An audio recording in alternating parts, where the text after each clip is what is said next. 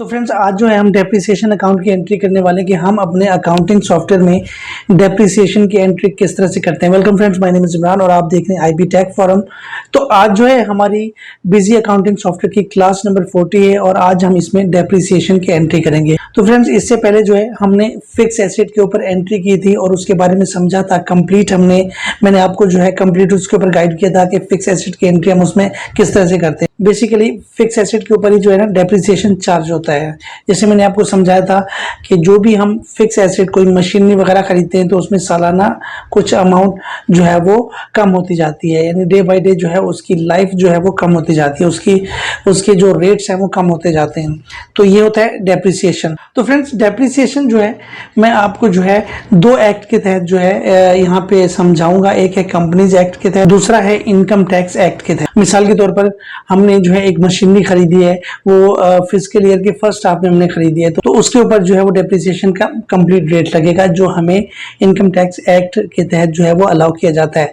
तो इसी तरह से जब फिजिकल ईयर का सेकेंड हाफ आ जाता है तो उसी हिसाब से जो है यानी दिसंबर 31 से जब हम जनवरी में जाएंगे, जनवरी में मिसाल के तौर पे हमने जो है कोई मशीन परचेज की है, तो जब साल का एंड होगा और उसका डेप्रिसिएशन चार्ज होगा वो सिर्फ और सिर्फ 6 मंथ्स का जो है वो डेप्रिसिएशन चार्ज होगा। तो ये है इनकम टैक्स एक्ट के तहत। तो इसी हिसाब से हम कंपनीज एक्ट में जो है वो डे बाय डे उसकी कैलकुलेशन करते हैं, वो पूरे साल की भी करते हैं, वो उसके 8 महीने की भी करते हैं, 6 महीने की भी करते हैं, क्योंकि वो हमें अपनी बुक कीपिंग के हिसाब से जो है ना उसको मेंटेन करना होता है। तो इसी हिसाब से आज हम इन दो एक्ट के तहत इसमें एंट्री करेंगे। तो बहुत इंपॉर्टेंट क्लास है आज की। जिन लोगों ने अभी तक चैनल को सब्सक्राइब नहीं किया तो वो जल्दी से सब्सक्राइब करें। बहुत ज़बरदस्त लेक्चर जो है वो स्टार्ट हो चुके हैं। इसके बाद हम सब अकाउंट्स के ऊपर काम कर रहे हैं, सब लेजर्स के ऊपर हम काम करेंगे। तो चलिए हम अपनी वीडियो को स्टार्ट करते हैं।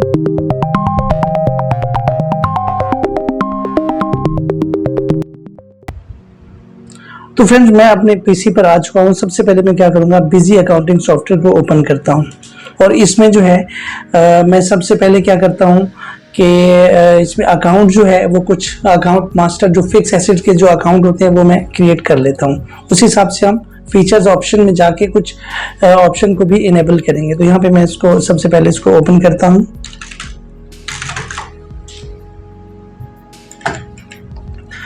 तो सॉफ्टवेयर ओपन करने के बाद सबसे पहले जो है आपको मैं ये चीज़ समझा दूं कि इससे पहले हमने जब फिक्स एसेट की एंट्री की थी तो वो जो है by default income tax act के तहत ही जो है वो फिक्स एसेट के ऊपर हमने जो है एक एंट्री पास की थी, लेकिन डेप्रिसिएशन की एंट्री नहीं की थी। जो उसके ऊपर चार्ज लगता था, जो हमने परसेंटेज हमने उसको उसमें जो है कैलकुलेट की थी, वो हमने उसकी एंट्री नहीं की थी। आज हम उसकी डायरेक्ट एंट्री भी जनरल वाउचर में पोस्ट करेंगे। तो सबसे पहले हम वो आइटम क्रिएट कर लेते हैं जो कि हमारे फिक्स एसेट्स हैं और उसके ऊपर जो है हम कंपनीज एक्ट भी जो है इनेबल करते हैं।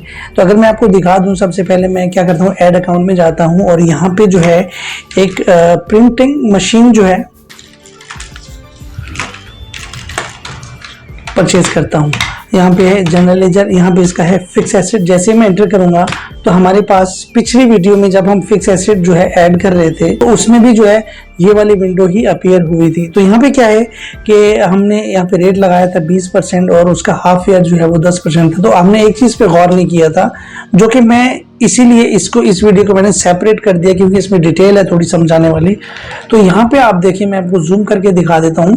सबसे ऊपर लिखा हुआ rate of depreciation of the account printing machine, यहाँ पे है according to income tax act. तो ये बाय डिफॉल्ट है इनकम टैक्स एक्ट के तहत। तो यहाँ पे जो हमें रेट हमें मिलता है तो वो हम इसमें जो है वो इनपुट करते हैं।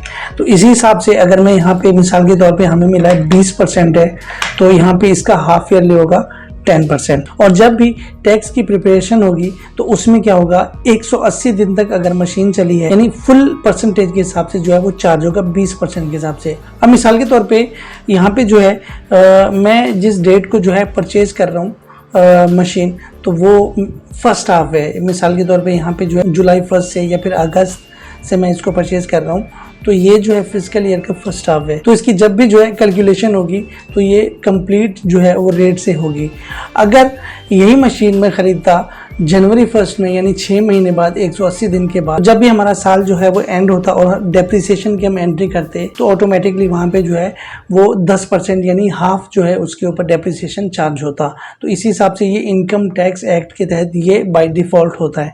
तो यहाँ पे क्या होता है, अब मैं आपको दूसरी चीज़ समझा रहा हूँ कि हम कंपनीज एक्ट जो है किस तरह से इसको इनेबल करते हैं। यहाँ पे अकाउंट मास्टर में चले जाना है आपने।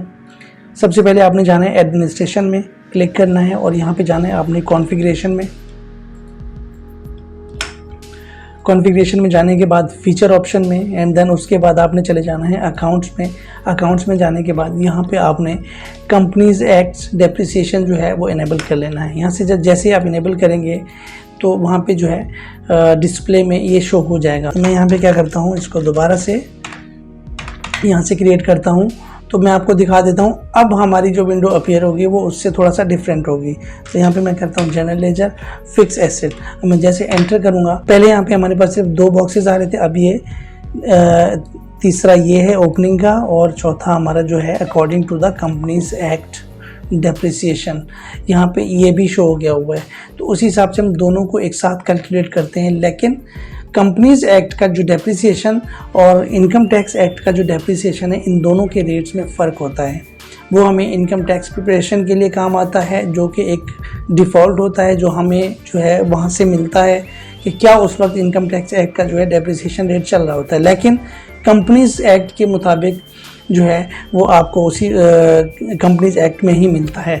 तो यहाँ पे जो है मैं क्या करता हूँ, इसका मैं रेट सेट कर देता हूँ। सबसे पहले 20% है, इनकम टैक्स एक्ट के तहत है, और दूसरा इसका जो है ओपनिंग बैलेंस भी मैं ऐड कर देता हूँ कि हमारे पास पहले जो डेप्रिसिएशन था वो कितना था। मिसाल के तौर पर मैं यहाँ पर करता हूँ 1 लाख रुपये। ठीक है, ये हमारा डेप्रिसिएशन अकाउंट का ओपनिंग बैलेंस है। तो अब यहाँ पे मैं क्या करता हूँ, according to the companies act rate of depreciation, यहाँ पे मैं करता हूँ इसको 25%। तो ये दोनों को मैं अलग अलग आपको करके दिखाऊंगा।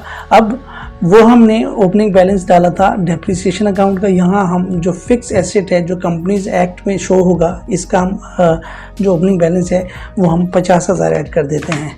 ठीक है, तो यहाँ पे मैं इसको सेव करता हूँ। तो सेव करने के बाद अब अगर मैं जनरल में जाता हूँ, जनरल में जाके 1 जुलाई 2021 को हमने एक एंट्री करनी है प्रिंटिंग मशीन की। यहाँ पे मैंने जो है प्रिंटिंग मशीन ख़रीदी, कितने की हमने ख़रीदी है, इसको 20,000 की, 20,000 की हमने ख़रीदी है। और यहाँ पे मैं इसको सेव करता हूँ। सेव करने के बाद जो है अब मैं 2 जुलाई को दूसरी एंट्री करता हूँ, प्रिंटिंग मशीन, प्रिंटिंग नहीं, मैं यहाँ पे करता हूँ ऑफिस इक्विपमेंट। ऑफिस इक्विपमेंट सबसे पहले मैं क्या करता हूँ, इसका जो है अकाउंट मॉडिफाई कर देता हूँ। फिर जो है क्योंकि हमें उसी हिसाब से कम 2 एंट्रियाँ तो करनी चाहिए।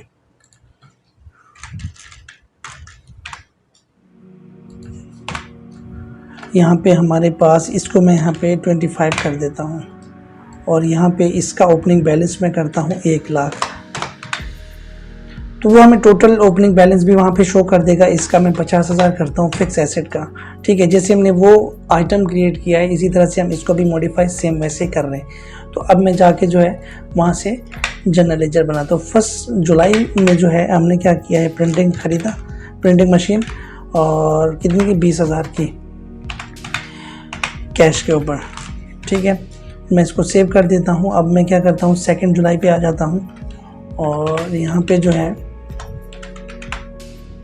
यहाँ पे मैं आता हूँ ऑफिस इक्विपमेंट में। यहाँ पे मैं इसको 10,000 की जो है ऑफिस इक्विपमेंट्स ख़रीदता हूँ यहाँ पे कैश के ऊपर। तो मैं इसको सेव करता हूँ। अब सेव करने के बाद जो है यहाँ पे डिस्प्ले में चला जाता हूँ मैं। डिस्प्ले में जाने के डेप्रिसिएशन चार्ट के ऊपर आपने आ जाना है, क्लिक करना है इसके ऊपर। दोनों ही आ रहे हैं, पहले हमारे पास सिर्फ ये शो हो रहा था डिस्प्ले में, तो अब जैसे हमने कंपनीज एक्ट को वहाँ से इनेबल किया है तो अब ये भी जो है वो शो हो रहा है। तो मैं सबसे पहले इनकम टैक्स एक्ट के तहत जो है मैं एक डेप्रिसिएशन की एंट्री करता हूँ। तो यहाँ पे मैं इसको, आपने यहाँ पे नेम ऑटोमेटिक रखना है आपने, ठीक है, और यहाँ पे इसको लिस्ट निकाल लेनी है, सेगमेंट जो है वो ऐड की है। तो उसी हिसाब से 1,10,000 के ऊपर जो डेप्रिसिएशन चार्ज होता है इनकम टैक्स एक्ट के तहत वो होता है 22,000 रुपये, यानी फुल परसेंटेज लगी है। अब यही आइटम अगर हम 6 महीने के बाद ख़रीदते, यानी 180 दिन के बाद हमने ख़रीदा होता, तो इसके ऊपर जो है वो रेट 10% लगता, और 1,10,000 का 10% इसका आधा कर लें आप। तो उसी हिसाब से जो है यहाँ पे दूसरा हमने प्रिंटिंग मशीन ख़रीदी 40,000, ये हमने 2 दफ़ा इसकी एंट्री की है, 20-20 हज़ार की हमने जो है ये ख़रीदी है, तो ये टोटल 40,000 है। यहाँ पे 20% इसका रेट है, 1,40,000 जो है वो टोटल बने हैं, तो उसी हिसाब से 28,000 रुपये इसका डेप्रिसिएशन रेट है। अब मैं जो है वो एंट्री में आपको जनवरी 1 यानी 6 महीने के बाद की करके दिखा नहीं सकता, क्योंकि मेरे पास जो सॉफ्टवेयर है वो एक कॉपी है और ये जो है ट्रायल के ऊपर है, तो ज़्यादा डेट जो है वो सिर्फ 1 मंथ की यहाँ पे डेट शो करता है, उससे आगे जो है वो ये नहीं चलता। तो आप चाहें तो ये वाली सेम अकाउंट जो है आप परचेज़ कर सकते हैं। अपने फिजिकल ईयर आपने जब सेट करना है तो आपने ये एंट्री करनी है जनवरी 1 से, तो उस हिसाब से आपने परसेंटेज करनी है 20%, तो उसका आधा जो है वो डेप्रिसिएशन चार्ज करेगा। तो यहाँ पे क्या है, अब देखें ये दोनों हैं, इसी हिसाब से मैं क्या करता हूँ, यहाँ पे इसका डेप्रिसिएशन जो बनता है टोटल 28 और 22 कितने हो गए, 50,000 टोटल डेप्रिसिएशन है। इसी हिसाब से यहाँ से 1,10,000 से आप 22 निकालें तो यहाँ पे जो है 88,000 टोटल आ जाता है। तो इसी हिसाब से जो है 1,40,000 के ऊपर जो है 28,000 का डेप्रिसिएशन लगा, एंड देन 1,12,000 जो है ये टोटल बनता है जो हमने ओपनिंग बैलेंसेस ऐड किए थे। तो यहाँ पे जो है टोटल अगर इसको भी हम कैलकुलेट करें तो ये 2 लाख बनता है। अब मैं क्या करता हूँ, मैं आपको दिखाता हूँ कंपनीज एक्ट। यहाँ पे मैं अगर डेप्रिसिएशन ऑटोमेटिक, इसके ऊपर आपने क्लिक करना है। क्लिक करने के बाद आपने ये देखें यहाँ पे 25% लगा हुआ है कंपनीज एक्ट के तहत, क्योंकि हम डे बाय डे इसको कैलकुलेट करते हैं। जो हमने इसमें परसेंटेज डाली थी ये उसी हिसाब से कैलकुलेट करेगा, क्योंकि हमने अपनी बुक के हिसाब से चलना है, तो इन दोनों के रेट जो है वो डिफरेंट होते हैं। तो यहाँ पे उसी हिसाब से ये इसका डेप्रिसिएशन रेट है और ये प्रिंटिंग का है, ठीक है, और ये जो है इनका टोटल है। तो उसी हिसाब से अब मैं क्या करता हूँ, हमारी जो एंट्री होती है डेप्रिसिएशन की एंट्री, याद रखिएगा ये सिर्फ और सिर्फ इनकम टैक्स एक्ट के तहत होती है, ये कंपनीज एक्ट के तहत हम नहीं कर सकते। अदरवाइज़ हम एक खुद उसको जो है जनरेट कर सकते हैं जनरल वाउचर में, लेकिन ऑटोमेटिकली जब हम बहुत सारी एंट्री हम कर लेते हैं, 10 एंट्रियाँ करते हैं, 50 एंट्रियाँ करते हैं, सबकी एक साथ अगर हमने एंट्री करनी है तो हम जनरल वाउचर में किस तरह से डेप्रिसिएशन जो अमाउंट चार्ज हो रही है हम किस तरह से उसको पोस्ट कर सकते हैं जनरल वाउचर में, तो वो हम चले जाते हैं इनकम टैक्स एक्ट में। तो यहाँ पे मैं आता हूँ, इनकम टैक्स एक्ट में आ गया, मैंने डेप्रिसिएशन ओपन किया। अब मैं यहाँ पे F4 प्रेस करूँगा। F4 प्रेस करने के बाद वो बोल रहा है एक अकाउंट का जो है जनरल वाउचर में आप डेप्रिसिएशन पोस्ट करना चाह रहे हैं या तमाम अकाउंट में। तो यहाँ पे हमारे पास 2 जो है हमने एंट्रियाँ की हैं, यानी 2 दफ़ा हमने जो फिक्स एसेट परचेज़ किया है उन दोनों को हमने जनरल वाउचर में पोस्ट करना है। तो पोस्ट कौन सी अमाउंट होगी, जो डेप्रिसिएशन चार्ज होनी है, जो हमारी मशीन जो चल गई है, जो लाइफ हमारी ख़त्म हो चुकी हुई है, वो हमारी जो है वो डेप्रिसिएशन अमाउंट है। हमारी कंपनी की जो लाइफ से अमाउंट लेस होगी वो हमारी डेप्रिसिएशन अमाउंट है। तो ये आप देख सकते हैं, एक की 22,000 है, दूसरे की जो है वो 28,000 है। तो मैं यहाँ पे करता हूँ, अगर सेलेक्टेड एक अकाउंट करूँ तो मैं सबसे पहले इसको सेलेक्ट करता हूँ, F4 करता हूँ और सेलेक्ट यहाँ पे इसको मेन करता हूँ। अब ये 30 जून तक जो है ये पोस्ट करेगा नहीं, अगर मैं इसको ओके कर दूँ, क्योंकि अनरजिस्टर्ड सॉफ्टवेयर है, ये ट्रायल पे है, तो ये 30 जून तक जाएगा नहीं। देखिए यहाँ पर you are using demo copy and can feed data for 30 days only. तो यहाँ पे सिर्फ 1 महीने के लिए जो है इसमें मैं डेटा फीड कर सकता हूँ। अब क्या है इसमें, मैं यहाँ पे चला जाता हूँ, F4 दोबारा प्रेस करता हूँ और यहाँ पे सिलेक्टेड अकाउंट, मैं डेट चेंज कर देता हूँ। यहाँ पे मैं करता हूँ 30 जुलाई कर देता हूँ और 2021 कर देता हूँ, ठीक है। तो अब ये वाली एंट्री वहाँ पे पोस्ट हो जाएगी। अब मैं अगर ये देखें, 1 general voucher for depreciation have been posted successfully, तो कौन सी एंट्री पोस्ट हुई है, ये वाली ऑफिस इक्विपमेंट की।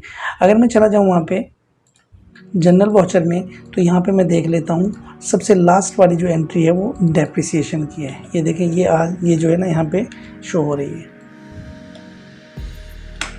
22,000 की एंट्री जो है डेप्रिसिएशन की हमारे जनरल वाउचर में पोस्ट हो चुकी हुई है। मैं इसको फिलहाल डिलीट करता हूँ, मैं दोनों की एक साथ करता हूँ। मैं चला जाता हूँ डिस्प्ले में। डिस्प्ले में जाने के बाद income tax act and then depreciation and then मैं F4 प्रेस करता हूँ, तो यहाँ पे आता है ऑल अकाउंट्स। मैं इसके ऊपर क्लिक करके मेन करता हूँ। मेन के बाद मैं वही डेट दोबारा से चेंज कर देता हूँ। यहाँ पे मैं ये डेट जो है कॉपी कर लूँगा और यहाँ पे जैसे ही ओके करूँगा तो आगे तो आएगा 2 general vouchers for depreciation have been posted successfully. तो यहाँ पे मैं इसको ओके करता हूँ एंड देन मैं अपने जनरल वाउचर में चला जाता हूँ। तो यहाँ पे ये देखें, सबसे पहले ऑफिस इक्विपमेंट की एंट्री आ गई,